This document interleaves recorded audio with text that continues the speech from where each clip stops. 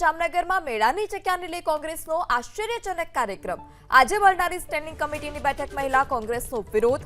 શ્રાવણી લોકમેળામાં સ્થળની પસંદગીને લઈ કોંગ્રેસનું અનોખું વિરોધ પ્રદર્શન। વિપક્ષ તરફથી કાળી પટ્ટી અને ફાનસ લઈ વિરોધ નોંધાવ્યો। કોર્પોરેશનની સ્ટેન્ડિંગ કમિટી નહીં, સેટિંગ કમિટી હોવાનો આરોપ। પ્રદર્શન ગ્રાઉન્ડમાં હાલ હંગામી મુખ્ય બસ સ્ટેશન કાર્યરત કરાયું છે। પ્રદર્શન ગ્રાઉન્ડની અડધી જગ્યામાં મહાનગરપાલિકા લોકમેળો યોજશે। વધુ માહિતી સાથે સંવાદદાતા રવિ ફોન લાઈનથી જોડાયા છે। જે રવિ, કોંગ્રેસનો આશ્ચર્યજનક કાર્યક્રમ, વિરોધ નોંધાવ્યો, શું સમગ્ર વિગત?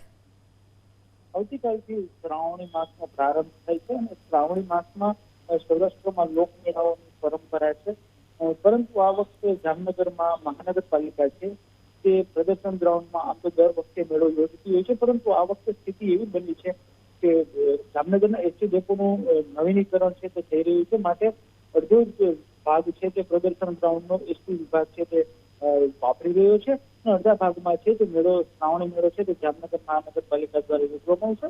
અત્યારે ક્યાંક ને ક્યાંક આ મામલે લોકોની સેફટી અને સુરક્ષાને લઈ અને ખાસ તો આજે મહાનગરપાલિકાના વિપક્ષના સભ્યો અને કોંગ્રેસ દ્વારા સ્ટેન્ડિંગ કમિટીની બેઠક મળે તે પહેલા બહાર વિરોધ છે તે કરવામાં આવ્યો હતો। વિપક્ષનું કહેવું એવું છે કે આ અંગે છે તે સત્તાવાર માહિતીઓ છે તે કોઈ અકસ્માત નહીં સર્જાય તેવી સોગંદ પર રજૂ કરવી જોઈએ। આ પ્રકારનો વિરોધ છે તે આજે સ્ટેન્ડિંગ કમિટીનું ચેમ્બર છે તેની બહાર છે તે નોંધાવવામાં આવ્યો છે। જી રવિ, સમગ્ર માહિતી બદલ આભાર।